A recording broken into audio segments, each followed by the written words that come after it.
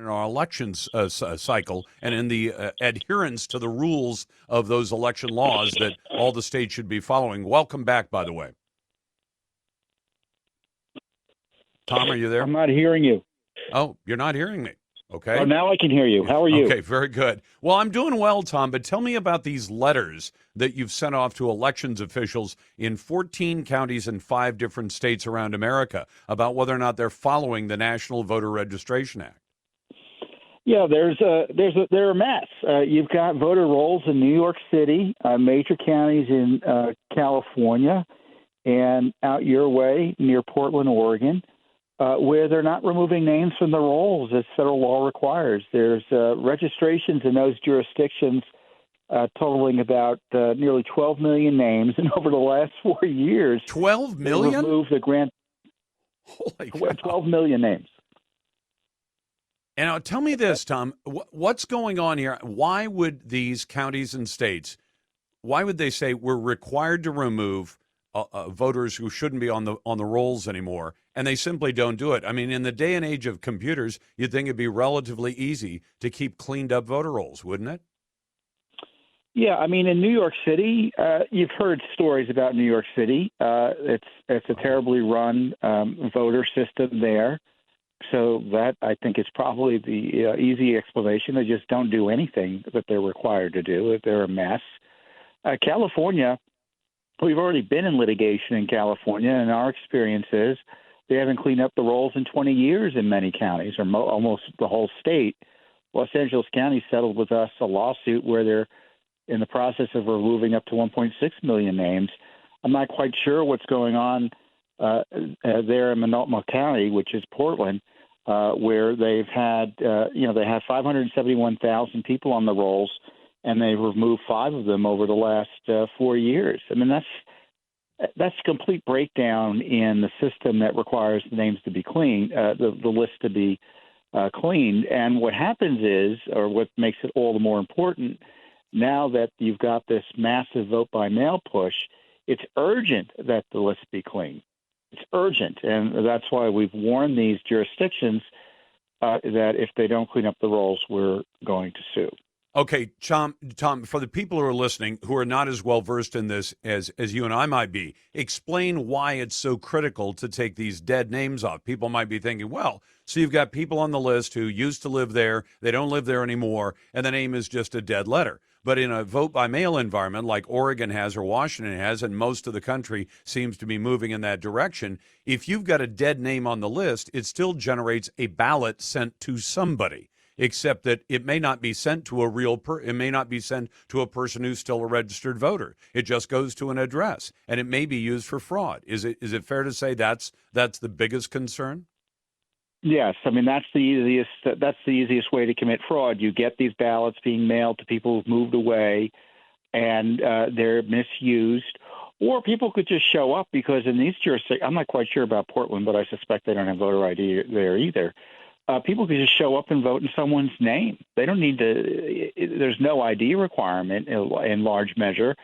So either way, it's an opportunity for fraud, which is why federal law requires that these jurisdictions take reasonable steps to clean up the rolls.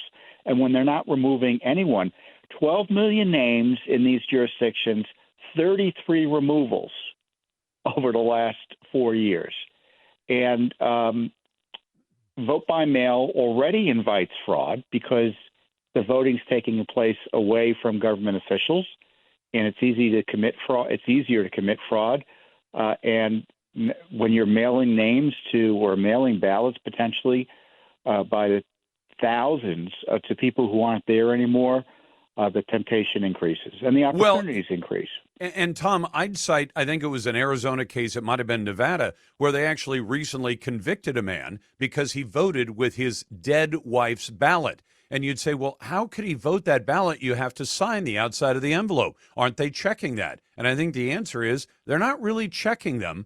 They've set the threshold so low that if they have automated checking where a computer looks at the signature and says, yeah, that's close enough, that they let both this man's ballot go through and his wife's ballot go through, and then he gets caught at some point, and they say, you voted 2 ballots. and they found him guilty. But how often are we finding those and actually detecting the fraud? And how often does it just go through and is taken as just another vote? Yeah, I mean, in this case, for instance, someone hasn't voted in several years, and what happens if there's an illegal vote made in that person's name?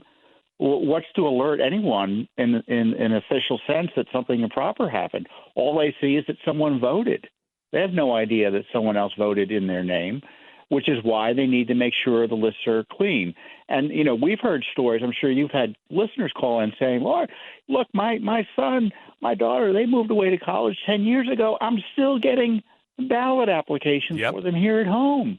I am. I do get those calls, and I also get people who say, I got 2 ballots in my name, except they spelled my name slightly differently, but sent both the ballots to the same address. And I've had the elections officials say, well, we catch those. And I say, how do you catch them? And they say, well, if somebody actually gets 2 ballots to the very same name, exactly the same name, same date of birth, we'll catch that. I say, but what happens when, Lars K. Larson gets a ballot to Lars K. Larson, my middle initial, and Lars Larson? You might see those as, well, that's probably a father and son with the same name. No, it's me.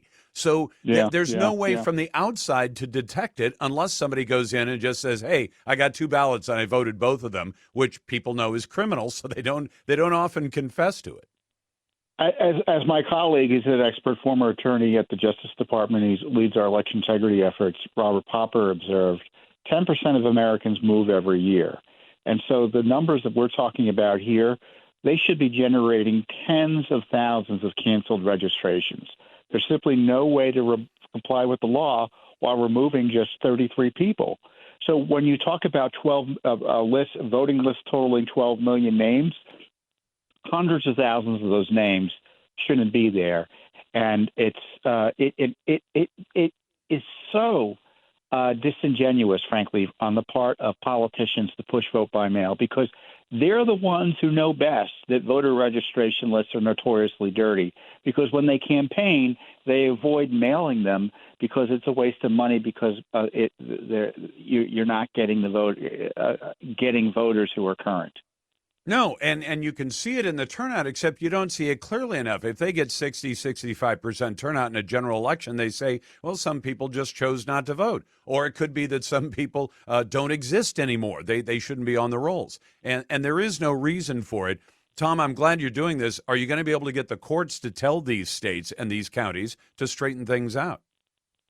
Well, for instance, we have a case in Los Angeles County. They settled with us. We had a consent decree in Kentucky. Nearly at least 250,000 names could be removed.